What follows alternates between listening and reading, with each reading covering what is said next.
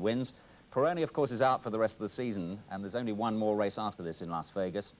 He was injured some weeks ago, you'll recall. Then comes Prost, the Renault driver. Niki Lauda and Watson, teammates. Watson well back on the grid, I'm afraid, for today's race, and he hasn't scored points now for races, about 6 races in all. So I think his World Championship chance is dying. Anyway, we'll go live now for the start of the race and join our commentators, as ever, James Hunt and Murray Walker.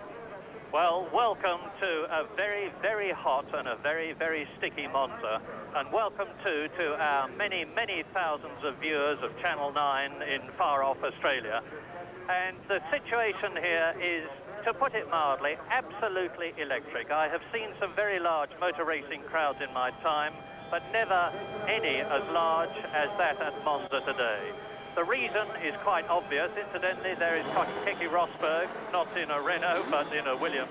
The reason for the enormous attendance here today is that a fairy story has come true.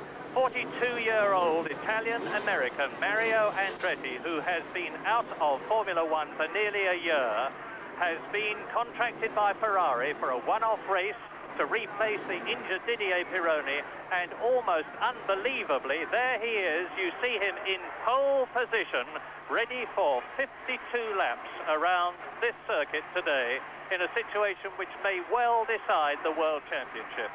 Now, there is the Monza Autodrome, and they head from right to left.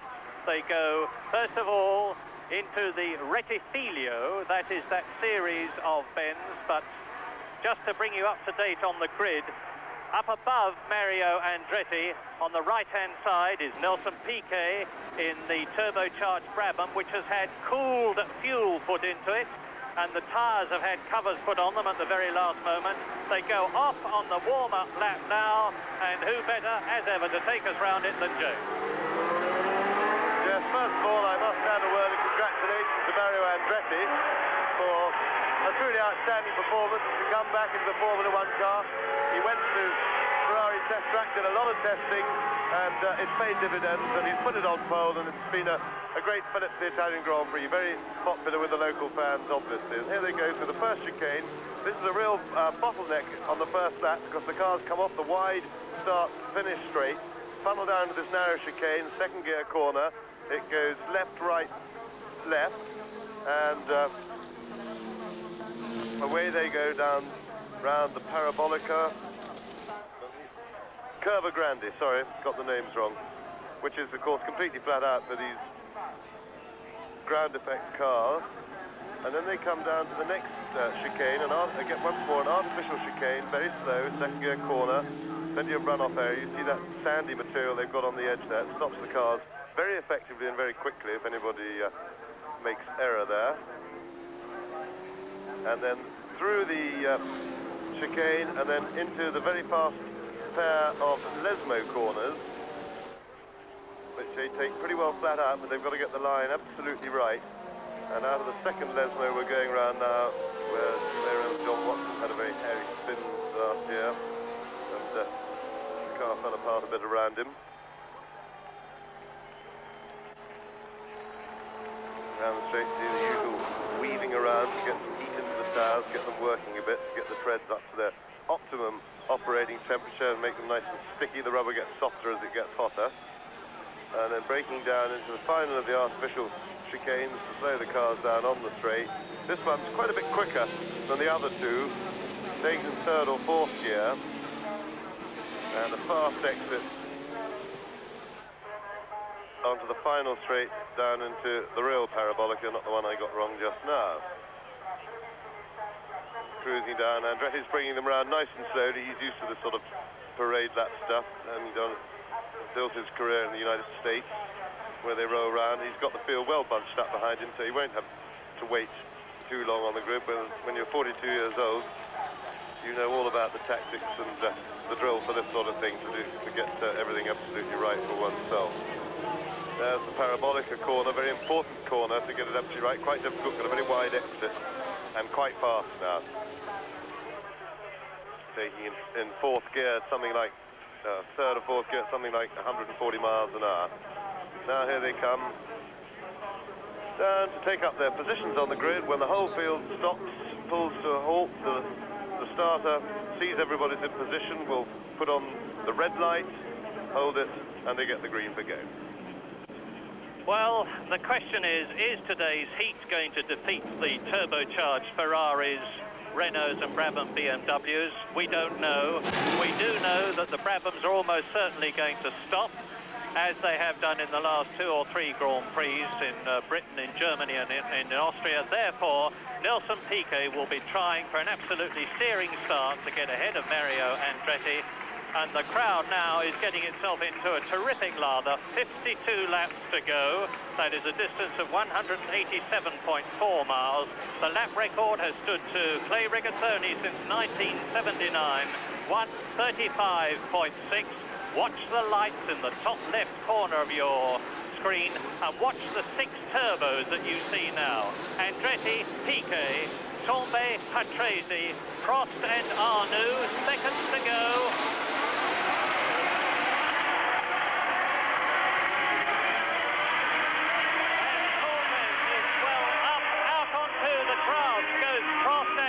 The lead goes Nelson Piquet. Nelson Piquet has done it. He has got into the Rettifilo first ahead of Tambay, and Mario Andretti is in 3rd position as they stream away out of the Rettifilo up to the Curva Grande. There goes the world champion. Now he is setting about building up the maximum lead ahead of Tambay. Then it is René Arnoux, who has signed for Ferrari and is not even speaking to his Renault colleagues. Lap 1.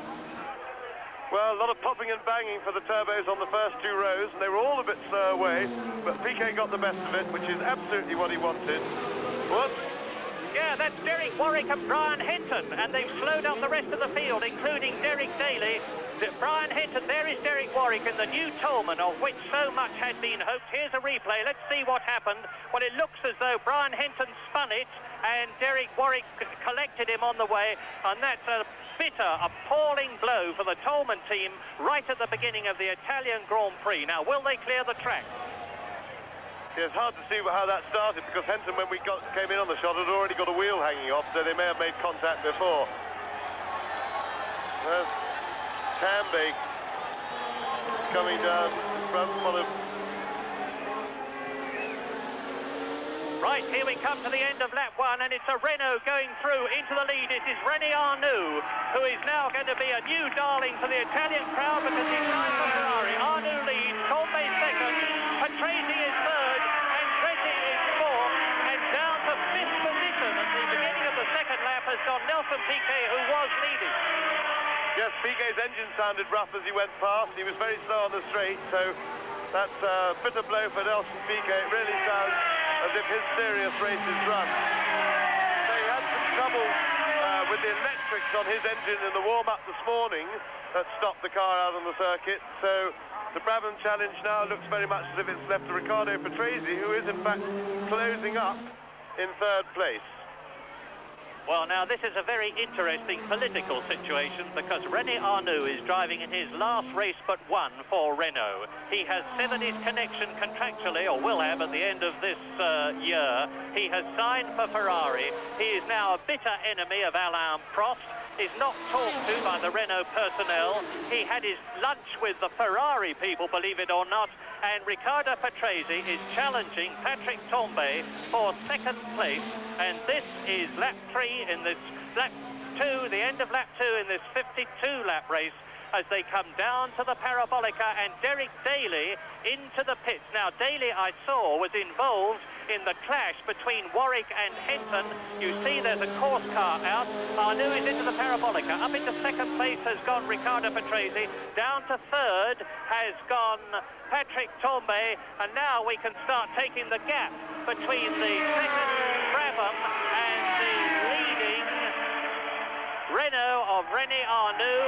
And the gap was 3 seconds. But now Riccardo Patrese is now going to try and take up the running that his teammate Piquet had to relinquish. Well, Alain Prost isn't going very well. As they went past our commentary position just then, he was in fact running behind Keke Rosberg, and that is a situation which, if Rosberg can keep it that way, will tie the championship up in his favour, unless, of course, Lauda can get a good result. So Prost is languishing and apparently struggling a bit. Hard to see why. He went well the warm-up this morning. The Renaults didn't stun the world in practice, but when it came to running in the warm-up, they went well, and Arnoux is certainly proving that there's nothing a lot wrong with them right at the moment. Well, lap 3 now. There is Arnoux leading. Patrese second. Can he catch the Frenchman in the turbocharged Renault? So it's a turbo leading, turbo second. The turbo Ferrari of Tambay is in third position. Then in fourth place it is Mario Andretti. In fifth place, and the leading non-turbo, it is the Alfa Romeo of De Cesaris, and off goes the second Toleman. Oh dear, what an awful day for Toleman, because Teo Fabi there out on lap 3. So Warwick out, Fabi out. Here come the first two down the straight to complete a lap, and it's René Arnoux. Now we can take the gap as they go across the line, and the gap with Tambay in third position, and there you see the rest streaming along, is 0.83 seconds, and Patrese is definitely closing. Andretti fourth, De Cesaris fifth. Prost is coming through and taking sixth position from Bruno Giacomelli as we look at Patrick Tambay. There are the leaders. Round the two Lesmo bends. This is a 106, the Grande Curve, I'm sorry, and that's about 160 miles an hour, and Patrese is right up with Arnoux.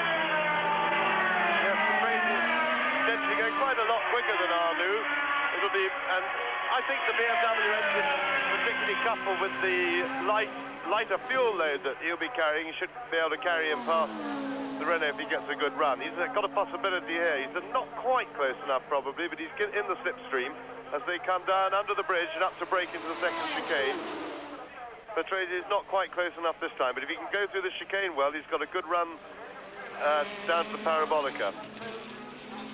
Well, now they go out of the Vialoni, into the Ascari bend and out of it. Now it's fifth gear, 180 miles an hour down here, down to the Parabolica on lap 4. You can see Tambay dropping back. You can see a terrific battle going on for fourth place behind the Frenchman in the Ferrari.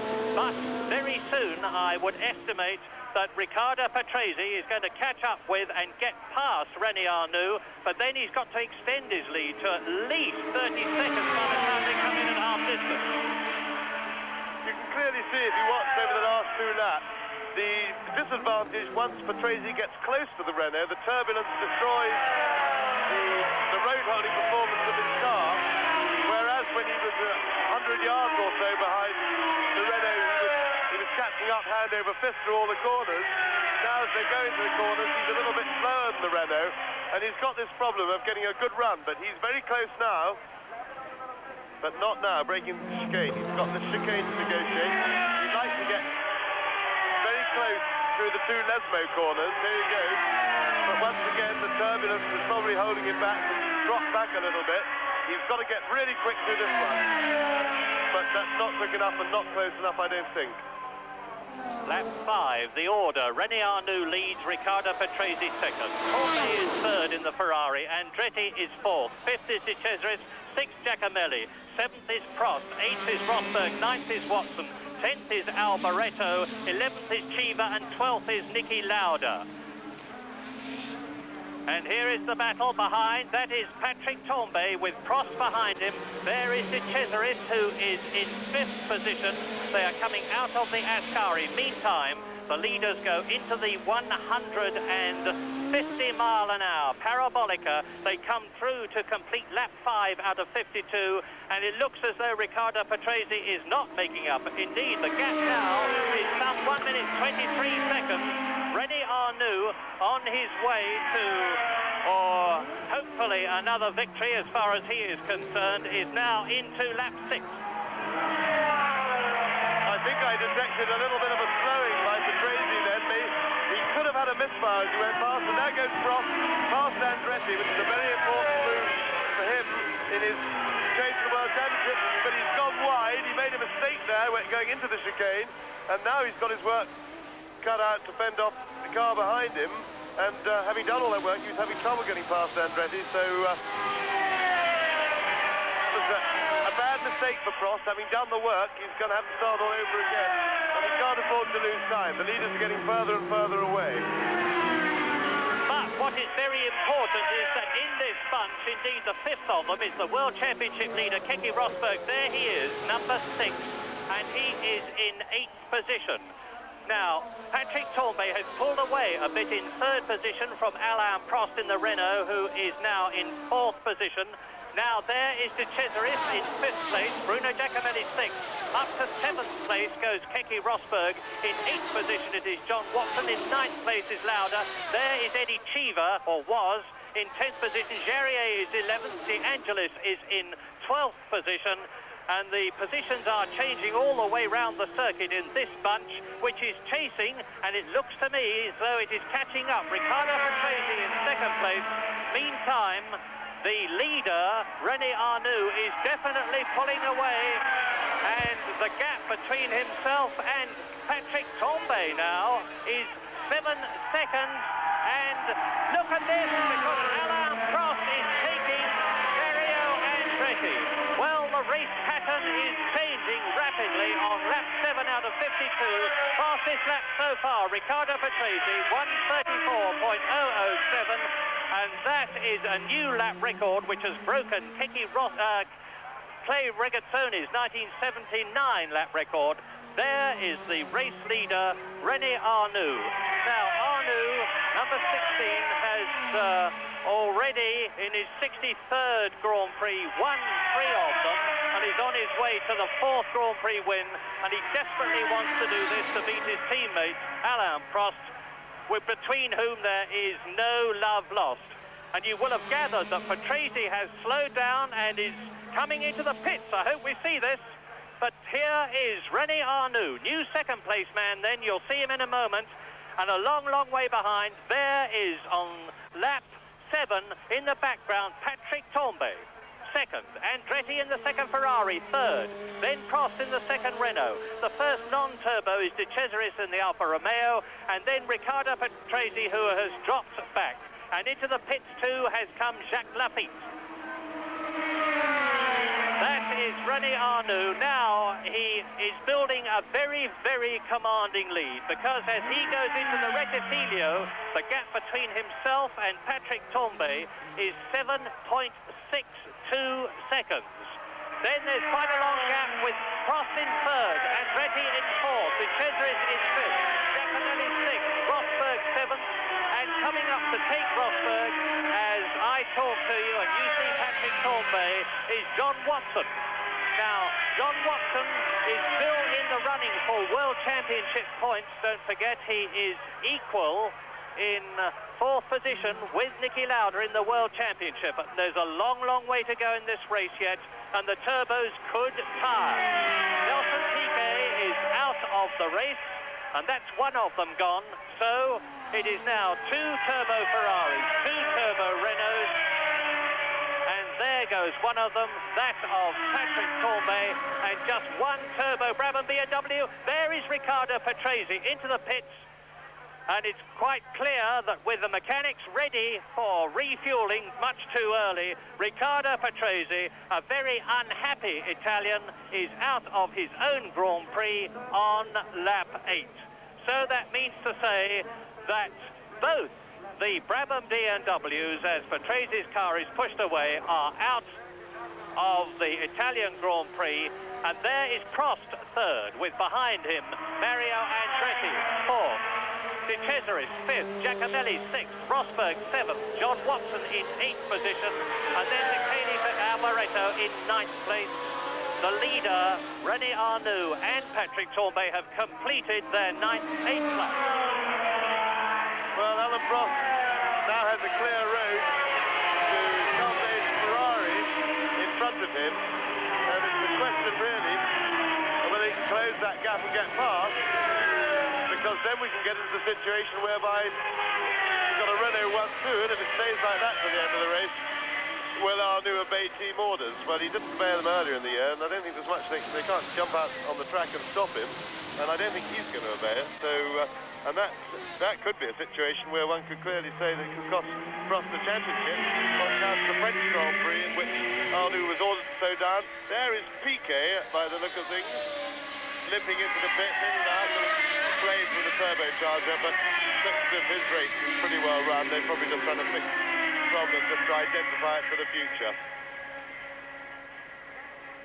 But Prost, if he can get up behind Arnoux, and they finish like that today, and he gets that 6 points he will have been done out of if Arnoux fails to let it through. Well, as we look at Mario Andretti, who is in 4th position behind Alain Prost, the Renault with the red point on its nose cone. The leader is still Arnoux. You can see he's got 7 seconds lead over Patrick Tambay, who seems to be able to do nothing about it. And unless the Renault has trouble, it looks as though Arnoux is well on his way to another win, as Nelson Piquet definitely gets out of and leaves his car. So both the Brabhams away, and they'll be packing the cars up to get away. They have to get back to England for next Tuesday to get the cars ready to go to Las Vegas on Friday. But there is Keke Rosberg. Now, Rosberg is leading to win this race, and if he does, he will ensure the World Championship. He's up behind Bruno Giacomelli, and the order now on lap 10 out of 52 is René Arnoux leading, Patrick Tambay second, Prost is third. In 4th position it is Mario Andretti, in 5th position it is De Cesaris, in 6th position now it is Keke Rosberg, and in 7th position it is Bruno Giacomelli. So Rosberg, the flying Finn, as they dubbed him at Dijon, his own countryman, is now definitely in the points. And he's got a very reliable motor car, which René Arnoux has not necessarily got, because Renaults have had 19 retirements in Grand Prix this year. And you see the gap now on lap 10, just under 1/5 distance, between René Arnoux, the race leader, Patrick Tambay there in 2nd place, this Frenchman who has so brilliantly taken his place in the Ferrari team to replace Didier Pironi, who is making great progress in hospital, incidentally, in France, we are told. Patrick Tambay crosses the line. The gap between Arnoux and Tambay is now 8.08 seconds. The gap between Tambay and the 3rd place man, Prost, is 7.8 seconds. So, and then between Tambay and Andretti, it is 4.7 seconds. Between Andretti and De Cesaris, it is 4 seconds. So, with Arnoux's car really bouncing over the bumps as it goes up to the Roger, we look back to see where Patrick Tambay is, lap 11, and you will see then behind him, no you won't, because there is Tambay in the Ferrari, number 27, who has taken the number of the late, very great Gilles Villeneuve, and who won in Germany. And there, with the wheel off, that looks like Jarier, Jean-Pierre. No, it's the Osella. It's the Osella of Chico Serra. So, yet another retirement to join Henton, Piquet, Fabi and Patrese. Chico Serra in the Fittipaldi, who qualified in about 23rd position, is out of the Italian Grand Prix on lap 11, with Arnoux leading, Tambay second, Prost third, Andretti fourth, De Cesaris fifth, and up into 6th place to correct that caption as we look at the replay has gone Rosberg. Well, there you see Serra dragging the rear of the Fittipaldi along the ground to get it off the circuit. Arnoux completes another lap, that's his 11th. Tambay is certainly not gaining. It's Turbo Renault leading, Turbo Ferrari in 2nd place, 7.75 seconds the gap. That is Tambay.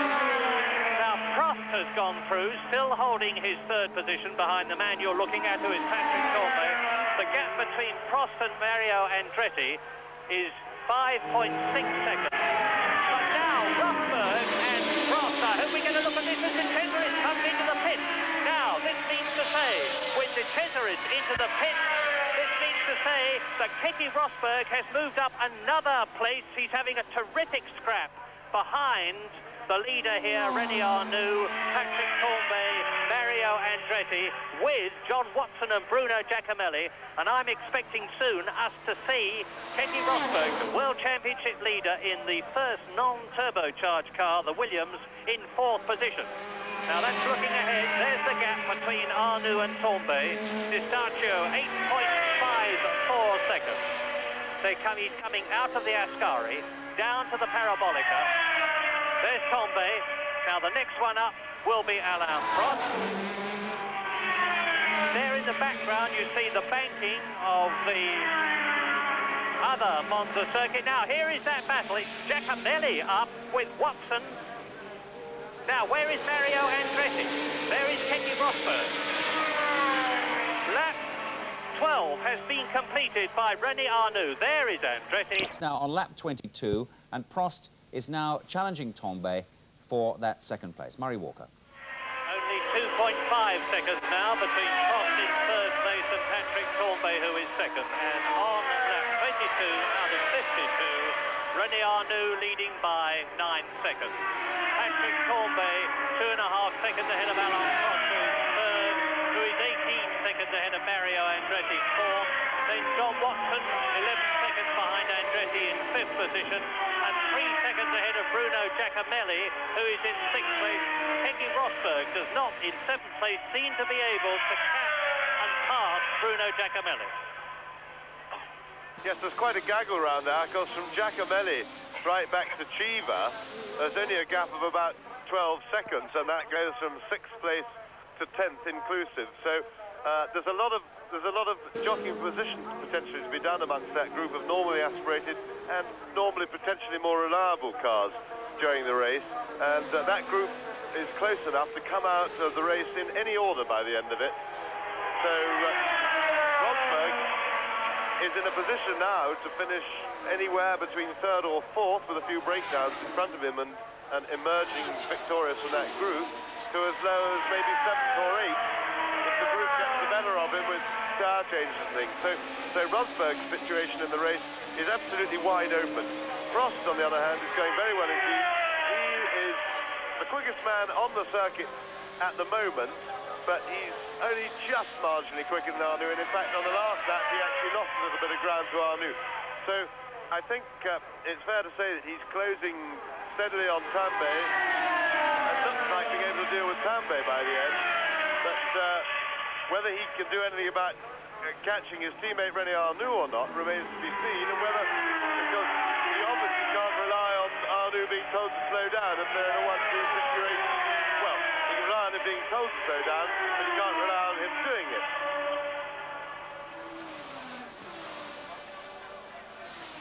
Lap 23, and as we look at the hard-charging Mario Andretti there, you just saw, there's Niki Lauda. Lap 23, Lauda into the pits for tyres. Well, he was having understeering problems in the warm-up, and they made some changes to the car, and it looks as though that's affected tyre wear. Lauda was in 9th position, and that destroys his World Championship chances.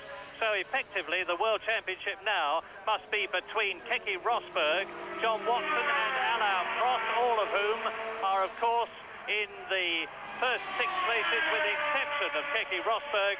But look at now, Alain Prost closing up on Patrick Tombe, who is second, and the gap is down to only 0.6 seconds. The battle for second. The Ferrari, Tombe, the Renault, Prost, second and third. Out of the Rettifilio, up into fourth gear, round the Curva Grande, 160 miles an hour. Niki Lauda talking on the left to John Barnard, the McLaren designer. So the World Championship is down to 3 runners now. There's one of them, Alain Prost, number 15.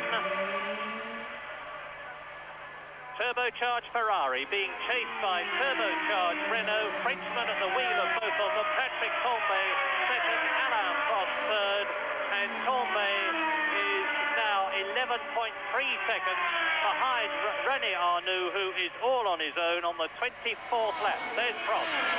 Behind Prost, Andretti fourth, Watson fifth, Giacomelli sixth, Rosberg just out of the points at seventh, Alboreto eighth, Chiva ninth, Lauda down, up to 10th position then goes Nigel Mansell, up to 11th goes Sura, to 12th goes Salazar, to 13th goes De Angelis, to 14th goes Serra, to 15th goes Baldi, and then we are down to the people who are at least 2 laps behind the race leader, René Arnoux, as Tombe and Prost exit the Parabolica, coming up to complete lap 24.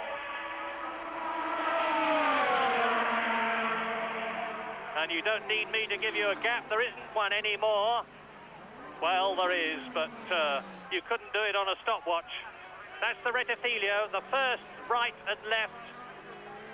Now out of the right, up to the Curva Grande, and I think Prost will probably take Tombe as they come out of the Parabolica at the end of this, the 25th lap, which is coming up to half distance. Half distance, of course, is lap 26 in this 52-lap, 187.4-mile Italian Grand Prix. And if one may make the regrettably obvious remark, we are all watching the Renaults to see whether this time they are going to be reliable. There's an enormous excitement in the Italian crowd now as they see Arnoux, and there is Rosberg ahead of Giacomelli, and he's lost. Well, Rosberg looks as though he's in trouble. Rosberg has lost his rear wing, look. Now look at this, number 6. This is really going to cause problems, and Giacomelli is going through. Keke Rosberg then waves him through, and there's no rear wing on the Williams. That will, of course, dramatically affect, to put it mildly, the downforce.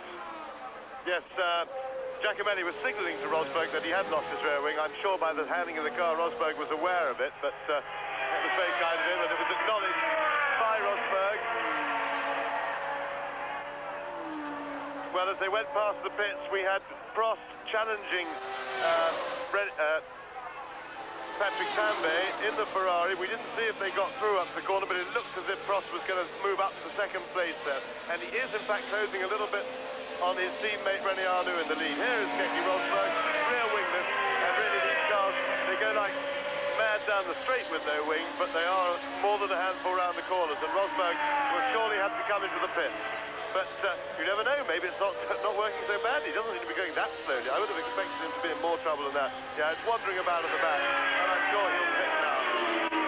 He's been passed by Giacomelli and by Alboreto, and now I expect to see him come into the pits because the Williams mechanics are ready. They know what the problem is. They've got a television monitor in their pit. They will have a wing ready, and Keke Rosberg, when he comes out with a new rear wing, I expect will start a terrific charge to try to get back into the points. Alan Chalice on the left, the head mechanic, is supervising things. Yes, the problem with a manoeuvre like this is these rear wings are very carefully attached because it's normally a very dangerous thing if I jump off.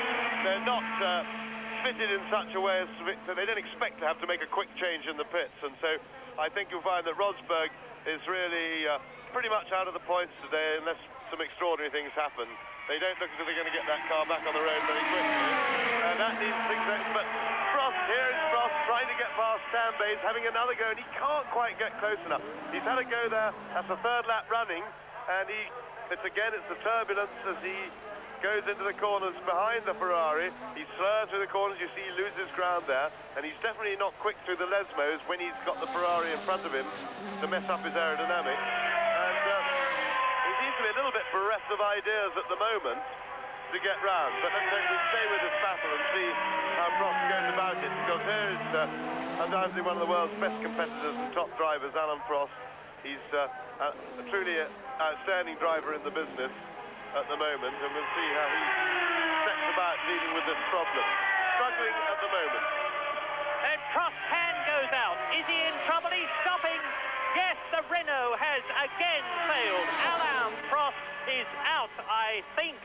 Yes, he must be, of the Italian Grand Prix. And now this blows the World Championship absolutely wide open. Keke Rosberg will fight back, and Prost is touring. Look at him. Well, what a great shame, and what a terrible anticlimax this is, because unless John Watson can score plenty of points today, the World Championship could be finished while everybody sits in the pits. In fact, half the drivers will be on their way home in aeroplanes while it's getting settled, and that's really a sad way for things to be. So there goes Rosberg out of the pits, but probably out of the points, but it's all over by the shouting, because Prost looks to be out of it.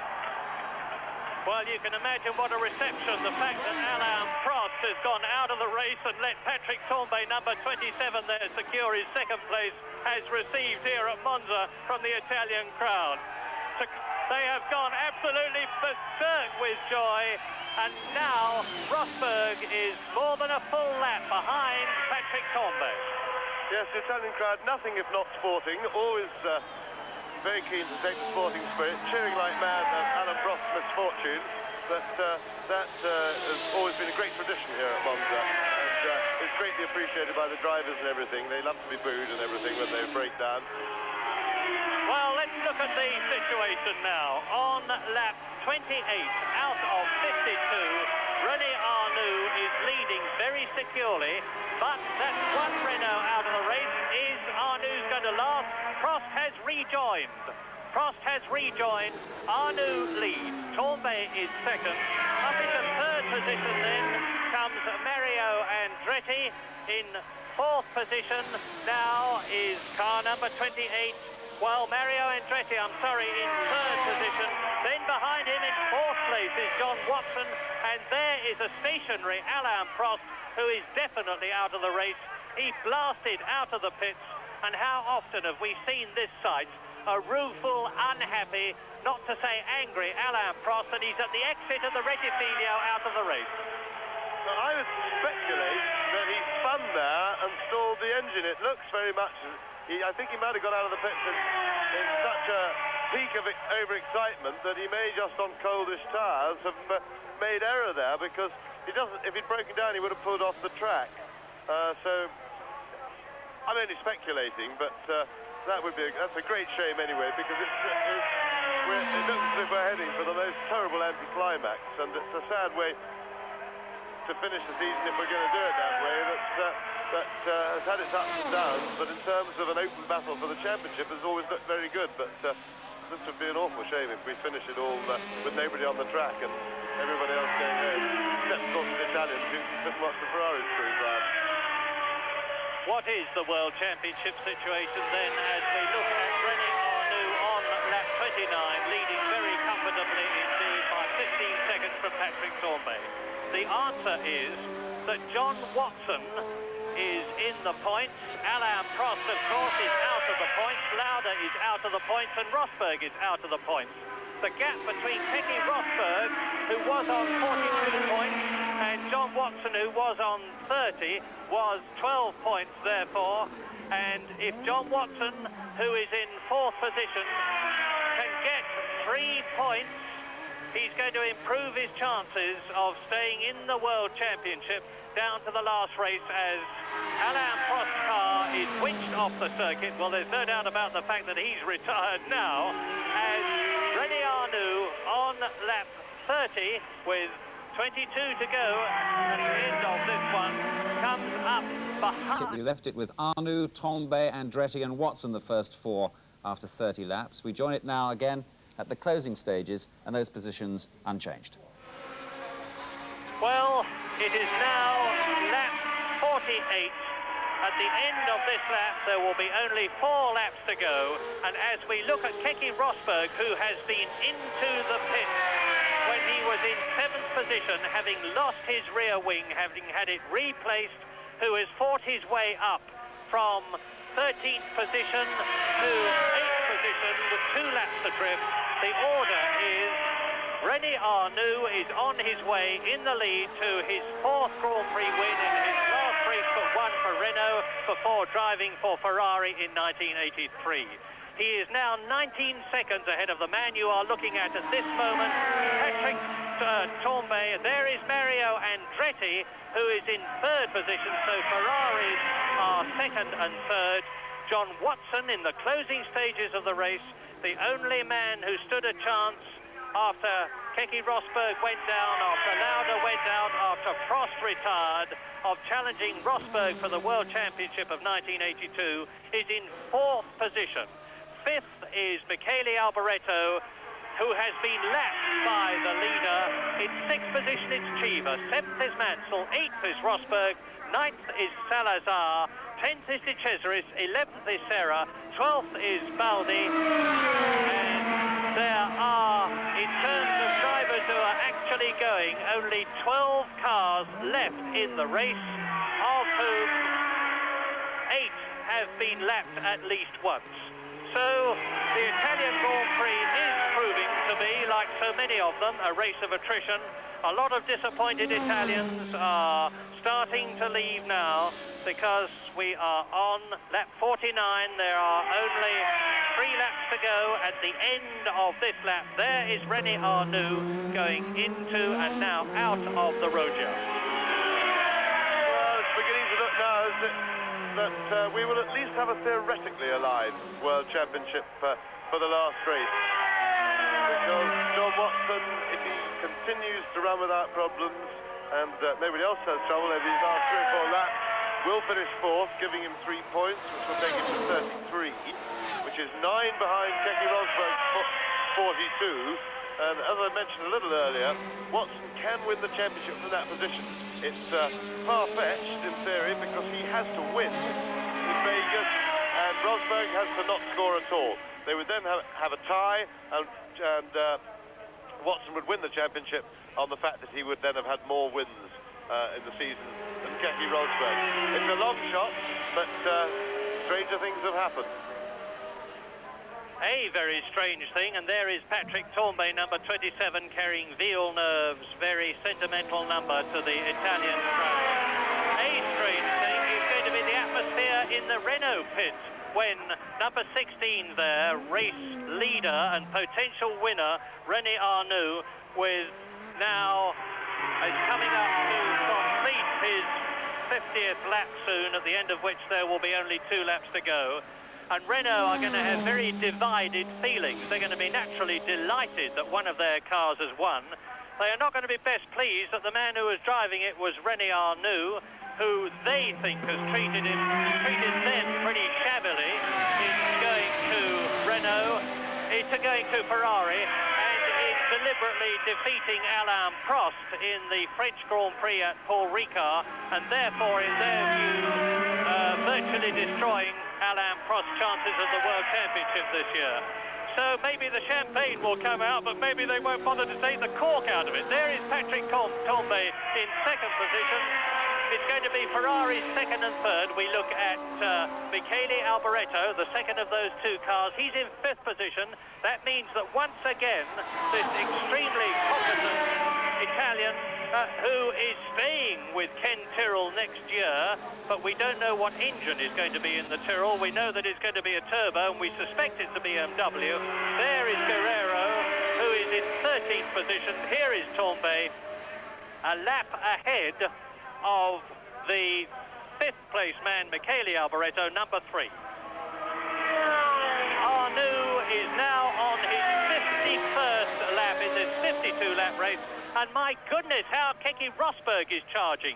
You just caught a quick glimpse of the tail end of the Williams sliding out there. Patrick Tambay there is going through into his 51st lap. He has now only got 7.2 miles, less than that, between himself and a fine 2nd place. And if he gets that, that will be 6 points. That will give him 25 points in the championship. And if he had started in it earlier, he might well have won it. Arnoux, this man who speaks French with a very, very distinct country accent, who is alleged to have been employed by Renault in the 1st place, partly because that was the sort of image they wanted. He has served them extremely well in the 4 years that he has driven for them, because the number of pole positions in practice, fastest place on the grid that René Arnoux has scored, is practically a record, 14. It's less than that of Niki Lauda, who has scored an incredible 24 pole positions, and who, by the way, is out of this race. But as Arnoux now comes out of the Parabolica to complete lap 51, to cross the line now, to go into his last lap, on his way to his 4th Grand Prix victory in his career. He is some 14 seconds ahead of Patrick Tambay. I have got the stopwatch running. The gap now is 14.35 seconds. The second Frenchman is going to be Frenchman first and second. That man will win if he can just keep going, and it would be the bitterest luck if René Arnoux there did not keep going. He's only got half a lap to go now, and the gap between Patrick Tambay and Mario Andretti, who is in third position, and it's going to be a wonderful comeback for the Italian-American. I'm waiting for Andretti to cross the line. He does it, 35 seconds. So the gaps are being maintained all the way round the last lap. There is Arnoux down to the Vialoni, down into third gear, round the right-hander at Ascari, up into fourth gear, down to the Parabolica for the last time, fifth gear, building up to 180 miles an hour. He will go down into third gear as he sets the car up for the right-hander, and it'll be into the Parabolica at about 140 miles an hour. Just imagine it. He keeps on going. Now he can win in his own time. The man with the checkered flag is out, and for the fourth time, René Arnoux wins a Grand Prix from Renault, and he waves his hand in joy. Of course he does. Patrick Tambay, now the crowd will be able to give vent to their pro-Ferrari feelings. The flags are waving already all around me. Patrick Tambay finishes in second place, and we look back to the Parabolica for the hero of the Tifosi at Milan, Mario Andretti, the Milan and Monza. But there is Arnoux touring in. Well, one Renault failed to finish, that of Prost. Two Brabham BMWs failed to finish, those of Piquet and Patrese. The Turbo Tolman was out of the race, both of them, Fabi and Warwick, right at the beginning. Both Ferraris are going to finish, and already Arnoux has got his helmet off, and Mario Andretti has finished in third position. Now, is John Watson home yet? No. And already the crowd is starting to surge out onto the circuit. This is traditional at Monza, as it is at Le Mans. And we wait and wait and wait, and the finisher, the flagman, look at that. That is incredible. And there are still drivers driving and racing in this Italian Grand Prix. And we wait for John Watson to come through. We're still waiting for him to come through in fourth position. There he is. John Watson has finished in fourth place, albeit with a rather rough-sounding engine on the overrun. And he is the last man to go the complete race distance. Confirmation then. René Arnoux has won his fourth Grand Prix, the Italian Grand Prix. Tambay second, Andretti third. Watson finishing fourth, keeps the World Championship alive. Fifth, Michele Alboreto, and sixth, Eddie Cheever. A very, very interesting and a highly significant Italian Grand Prix. And as you see, Keke Rosberg now leads with 42 points. John Watson has moved up into third position with 33, and that does mean to say that he could still win the World Championship. Pironi, of course, is still in hospital. Alain Prost, non-finishing, is still on 31 points. Niki Lauda, non-finishing, is still on 30. But René Arnoux moves up to sixth position with 28 points, and there is still one Grand Prix of the year to go. That's at Las Vegas at Caesars Palace in 2 weeks' time. And Nigel Mansell finished